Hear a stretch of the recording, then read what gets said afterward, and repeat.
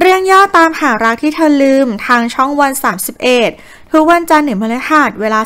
19 นาฬิกาตอนที่ 8 ขวัญเนตรและแก้มบุ๋มโทรมาถามรายละเอียดเกี่ยวกับรอยสักของคนร้ายทำให้ยายชื่นเอะใจ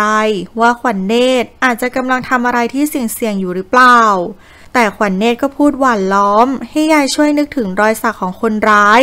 แล้วให้ไข่มุกส่งรูปมาให้เธอเผื่อไว้ป้องกันตัวข้าวปวดหัวหลังจากที่เห็นคลิปของฮิรันจากจึงพาข้าวมาพักข้าวฝันเห็นฮิรันจึงถามถึงฮิรันกับจากที่กลัวว่าข้าวจะกลับมาจำทุกอย่างได้จึงดุเธอทำให้ข้าวไม่พอใจจากออนรำพามาคุยกับชานนท์และสั่งให้ไปหาแม่ของแก้วตามที่อยู่ในประวัติของขวัญเนตรที่เกาะสีชังเมื่อคุยเสร็จออนรำพาก็หน้ามืดชานนท์จึงเข้าไปประคอง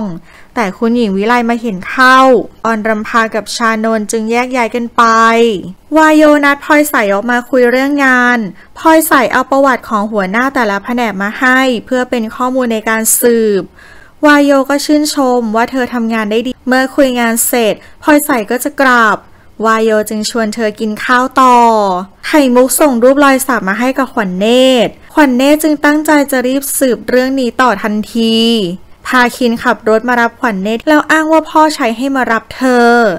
เมื่อขวัญเนตรมาถึงฮิรันก็หลุดปากว่าเขาไม่ได้สั่งให้พาคินไปรับพาคินไปรับขวัญเนตรเองเมื่อขวัญเนตรมาทำงานที่บ้านของฮิรันทุกคนดีใจและต้อนรับเธออย่างดียกเว้นออนรำพาที่พอใจที่เธอเข้ามาใกล้ชิดฮิรันจึงพยายามจับผิดขวัญเนตรแต่พาคินก็เข้ามาช่วยไว้ได้ไผ่มาหาแก้มบุ๋มที่บิ๊กซีเพื่อขอบคุณที่เธอขับรถมาส่งวันที่เขาป่วยไผ่จึงให้บัตรบุฟเฟ่นั่งวินฟรี1 เดือนแก้มบุ๋มจึงรับไว้ส่วนชานนท์ก็รีบมาสืบหาแม่ของแก้วที่เกาะสีชังวายโยมาทำงานที่เกาะสีชังแล้วเห็นชานนท์ก็รีบโทรไปเล่าให้พาคินฟังพาคินจึงฝากให้วายโยช่วยตามสืบให้ชานนท์มาหาอัมพลและอ้างว่าจะมาขอซื้อปลาหมึกเพื่อไปทำธุรกิจแต่วายโยมาเจอชานนท์ซะก่อนเขาจึงอ้างว่ามาหาเพื่อนแล้วกลับไปอัมพลจึงแอบถ่ายรูปชานนท์แล้วมาถามยายชื่นว่าใช่คนขับรถของฮิรันไหมยายชื่นก็ยืนยันว่าใช่ยายชื่นอัมพลและไข่มุกจึงพากันสงสัยไข่มุกจึงอาสาว่าจะไปสืบให้ตอนที่ 9ขวัญเนตรกำลังจะกลับไปทำงานที่บิ๊กซีฮิรันจึงขอให้ขวัญเนตรมาดูแลเขาวันเสาร์อาทิตย์เธอจึงปฏิเสธแค่อาทิตย์นี้เพราะเธอมีนัดกับเพื่อนว่าจะไปเที่ยวบ้านมะลีที่นนทบุรีจากนั้นพาคินก็ขับรถมาส่งขวัญเนตรที่ทำงานพอเขาจะไปทำงานที่ร้านครัวเปรมจันทร์พอดีวายโยโทรมาบอกพาคินว่าเจอชานนท์ที่เกาะสีชังพาคินจึงโทรหาชานนท์จึงยอมรับว่ามาสืบเรื่องขวัญเนตรให้กับออนรำพาจากนั้นชานนท์ก็ไลน์บอกออนรำพาส่วนพาคินก็โทรมาหาวายโยว่าฝากเขาดูชานนท์เพราะสงสัยว่าชานนท์อาจปกปิดอะไรบางอย่างกับเขาอยู่วันต่อมาเพื่อนและขวัญเนตรก็ไปเที่ยวบ้านมะลิส่วนข้าวก็แกล้งถามเรื่อง Wi-Fi เพื่อให้ลูกค้าสั่งของได้สะดวกขึ้นจากที่เป็นคนตัดเองจึงแกล้งบอกว่าเดี๋ยวเขาจะดูให้เมื่อขวัญเนตรมะลิและเพื่อนมาถึงก็ไม่เจอจักรและข้าวทุกคนจึงเข้าไปในสวนส่วนขวัญเนตรก็ขอไปเข้าห้องน้ำแล้วตามไปทีหลังเมื่อขวัญเนตรตามไปก็เจอกับข้าวกับขวัญเนตรจึงไปทำกับข้าวด้วยกันส่วนพวกมะลิก็กำลังโดนจักต่อว่าพอไม่พอใจที่มะลิพาเพื่อนมาแล้วไม่บอกก่อนจากนั้นทุกคนก็ถ่ายรูปเล่นกันเมื่อจักเห็นก็บังคับให้ลบรูปและห้ามถ่ายรูปเด็ดขาดข้าวจึงลากจักมาคุยจักจึงอ้างว่าเขาหนีเจ้าหนี้อยู่จึงไม่อยากให้รูปของเขากับข้าวหลุดออกไปบนโซเชียลข้าวจึงยอมฮิรันให้พาคินขับรถพามาร้านครัวเปรมจันทร์สาขานนทบุรีพาคินก็รู้ทันว่าฮิรันตามขวัญเนตรมาจากนั้นฮิรันก็โทรหาขวัญเนตรเพื่อไปรับเธอและเพื่อนๆไปเลี้ยงข้าวแต่ขวัญเนตรปฏิเสธระหว่างที่ขวัญเนตรและทุกคนกำลังกินข้าวแก้มบุ๋มก็มาเข้าห้องน้ำแล้วเจอกับจักรทำให้เธอบังเอิญเห็นรอยสักของจักร แก้มบุ๋มจึงรีบมาเล่าให้ขวัญเนตรฟังหลังจากที่ทุกคนกินข้าวเสร็จก็พากันกลับแต่กุญแจรถของมะลิหายจึงแยกย้ายกันหาจนไปเจอแหวนของแก้วที่จักเอาไปทิ้งน้ำมะลิจึงเอาแหวนกลับไปเมื่อเจอกุญแจรถพวกมะลิก็พากันกลับหลังจากที่ทุกคนกลับไปจักก็พาข้าวมาซื้อของและบอกให้ข้าวใส่แมสด้วยระหว่างทางข้าวและฮิรันบังเอิญเจอกันแต่ฮิรันมองไม่ชัดจึงไม่รู้ว่าข้าวก็คือแก้วเมื่อจักเห็นฮิรันก็รีบพาข้าวไปทันทีตอนที่10เมื่อขวัญเนตรกลับมาถึงบ้านก็คุยกับแก้มบุ๋มเรื่องรอยสักของจักและสงสัยว่าจักคือคนร้ายทำให้ขวัญเนตรเป็นห่วงข้าวมากคืนนั้นข้าวฝันเห็นฮิรันและฝันว่าฮิรันสวมแหวนให้กับเธอเมื่อข้าวตื่นก็เล่าให้จักฟังและเชื่อว่าเธอต้องรู้จักกับฮิรันจักจึงดุข้าวทำให้ข้าวโกรธจักที่ดุเธอส่วนฮิรันก็นั่งดูรูปของแก้วและนิรันดาออนรำพาก็เข้ามาคุยเรื่องขวัญเนตรสุดท้ายทั้งสองก็ทะเลาะกันออนรำพาเลยหลุดปากเรื่องมรดกพาคินจึงเข้ามาห้ามวันต่อมาขวัญเนตรโทรมาหาข้าวแต่จักมารับสายแทนจักจึงสั่งห้ามไม่ให้ขวัญเนตรโทรมาหาข้าวอีกคุณหญิงวิไลมาเช็คกล้องวงจรปิดที่ร้านครัวเปรมจันทร์กลับพบว่าไฟล์กล้องวันที่10 พฤศจิกายนหายไปจึงสั่งให้พนักงานไปให้ช่างมากู้ไฟล์ภาพให้ไข่มุกเห็นชานนท์แต่งตัวลับๆล่อๆก็รีบตามไประหว่างนั้นเธอเห็นว่าชานนท์แอบไปค้นบ้านอำพลจึงถ่ายคลิปไว้แต่ชานนท์รู้ตัวจึงรีบตามไข่มุกมาระหว่างทางไข่มุกทำมือถือตกน้ำแต่ก็สามารถหลบชานนท์ออกมาได้ไข่มุกจึงมาเล่าเรื่องราวทั้งหมดให้ยายชื่อและอำพลฟังว่าเธอเห็นชานนท์ไปถ่ายทะเบียนบ้านของขวัญเนตรยายชื่นจึงเล่าว่าเธอเอาขวัญเนตรไปอยู่ที่ทะเบียนบ้านของอำพลเพื่อความปลอดภัยของขวัญเนตรชานนท์โทรมารายงานออนรำพาเรื่องขวัญเนตรแต่ระหว่างนั้นวายโยเก้าชุดที่ชานนท์ปลอมตัวมาแล้วถามรายละเอียดชานนท์จึงโกหกว่าออนรำพาสงสัยว่าขวัญเนตรกำลังโกหกประวัติของเธอและเป็นห่วงความปลอดภัยของฮิรันแต่วายโยไม่เชื่อจึงบังคับให้ชานนท์กลับไปกรุงเทพกับเขายายชื่นโทรมาหาขวัญเนตรและเล่าเรื่องชานนท์ที่มาตามสืบเรื่องของเธอด้วยความเป็นห่วงยายชื่นจึงจะไปหาขวัญเนตรที่กรุงเทพแต่ยายชื่นหน้ามืดวายโยจึงเข้ามาช่วยไว้จากนั้นไข่มุกและอำพลก็พายายชื่นไปโรงพยาบาลมะลิเอาแหวนที่เธอไปทำความสะอาดที่ร้านทองมดมาเห็นก็ขอดูแหวนจากนั้นมดก็เรียกพลอยใสไปคุยเพราะเห็นว่าช่วงนี้พลอยใสสนิทกับวายโยมากมดจึงเข้าใจไปเองว่าพลอยใสเป็นแฟนกับวายโยส่วนมะลิก็โทรไปเล่าเรื่องแหวนให้กับข้าวฟังและห้ามบอกเรื่องแหวนกับจักรเด็ดขาดพอข้าวมั่นใจว่าจักรเป็นคนเอาแหวนของเธอไปทิ้งน้ำตอนที่11ขวัญเนตรมาคุยกับออนรำพาและขู่ว่าถ้าจะทำอะไรก็ให้มาทำกับเธอห้ามไปยุ่งกับคนในครอบครัวของเธอจากนั้นออนรำพาก็จะตบขวัญเนตรฮิรันกับคุณหญิงวิไลที่มาเห็นเข้าก็ห้ามไว้ออนรำพาจึงรีบกลับขึ้นห้องไปจากนั้นขวัญเนตรก็เอาของฝากจากเมืองนนท์มาให้ฮิรันและคุณหญิงวิไลระหว่างนั้นพาคินได้พานักสืบมาพบฮิรันนักสืบเอาใบมรณบัตรมาแจ้งว่ายายชื่นตายแล้วทำให้ฮิรันตกใจมากแท้จริงแล้วทั้งหมดที่นักสืบมาแจ้งนั้นเป็นแผนของออนรำพาทั้งหมดส่วนขวัญเนตรที่ได้ยินว่ายายชื่นตายจึงรีบโทรมาหายายก็พบว่ายายชื่นยังไม่ตายฮิรันทะเลาะกับออนรำพาเรื่องพินัยกรรมพอฮิรันจะยกส่วนที่เป็นของแม่แก้วให้การกุศลออนรำพาโกรธมากจึงเอาของแก้วกับนิรันดาไปเผาฮิรันโกรธมากจนสติแตกแล้วออกจากบ้านไปคุณหญิงวิไลจึงรีบโทรบอกพาคินว่าเกิดเรื่องและฮิรันก็หายตัวไปขวัญเนตรที่อยู่กับพาคินจึงอาสาไปช่วยตามหาแล้วเธอก็ขอให้พวกมะลิไปตามหาด้วยพาคินและขวัญเนตรมาตามฮิรันที่บิ๊กซีแต่ก็ไม่พบส่วนพวกมะลิก็ช่วยออกตามหาฮิรันที่เสียใจอย่างหนักจึงกลับมาดื่มเหล้า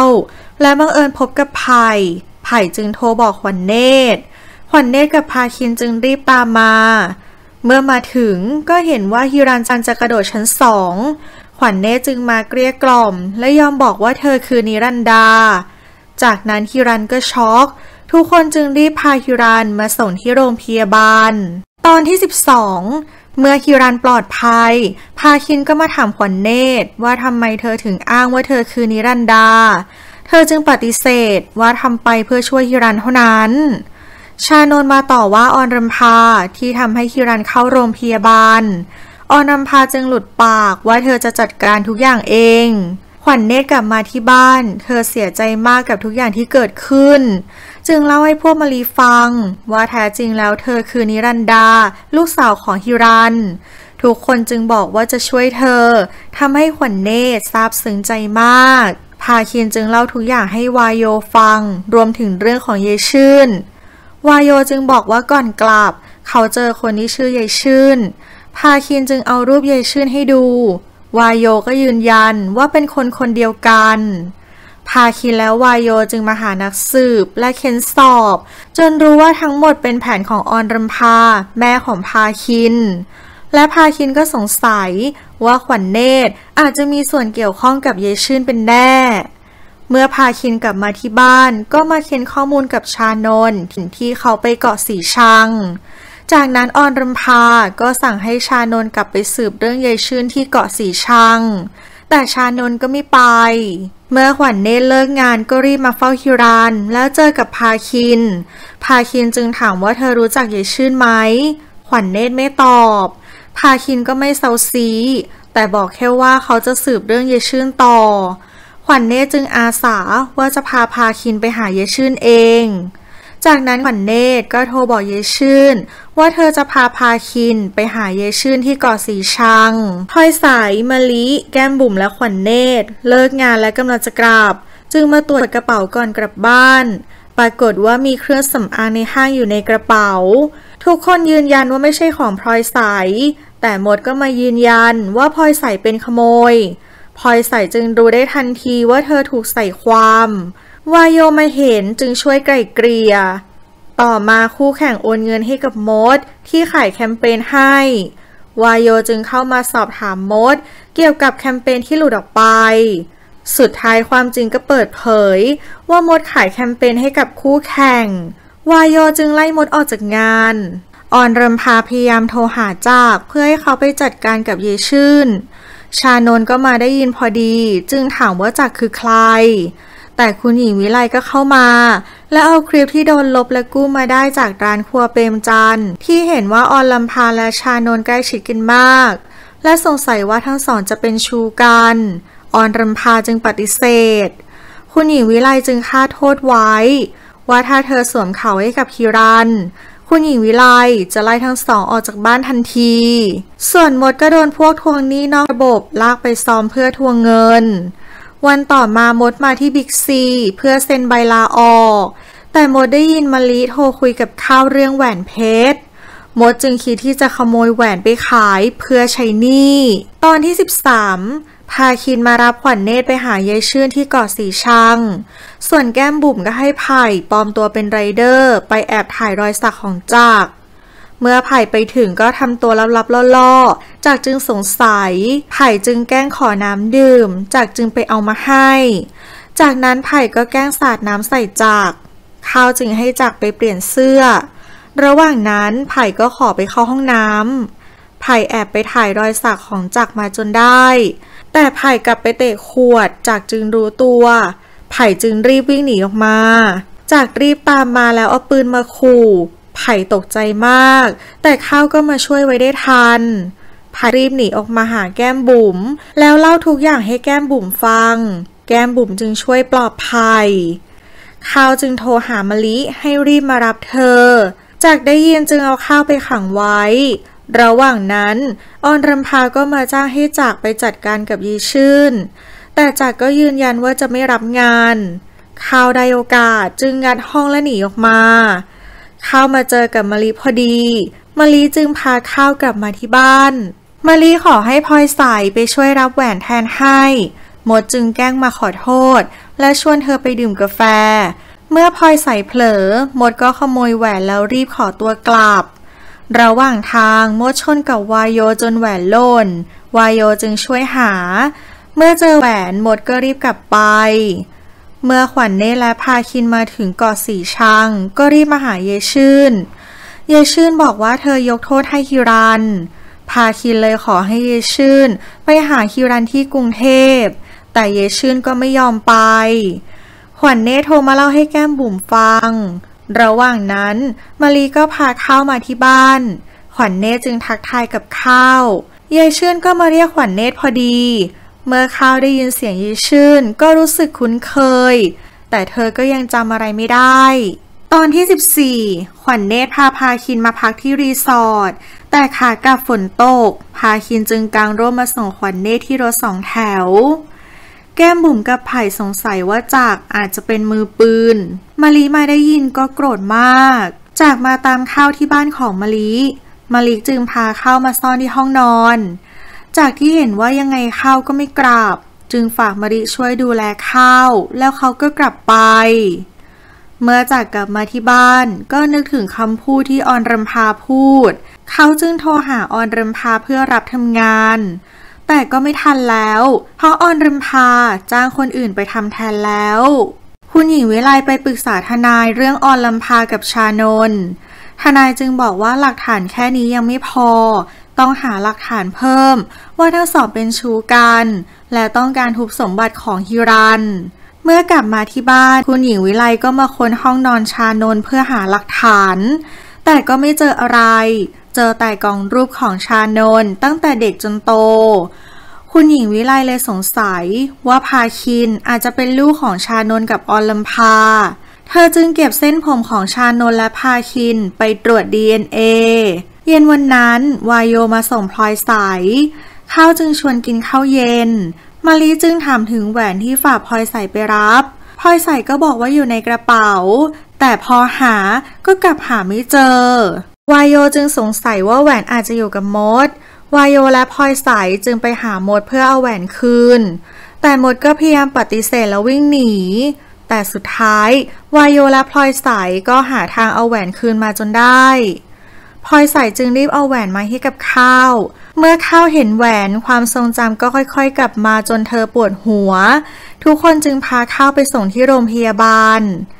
ชานนท์สำนึกผิดกับฮิรันจึงเอาเศษผ้าอ้อมที่โดนออนลำพาเผาไปให้ช่างช่วยเย็บกับผ้าผืนใหม่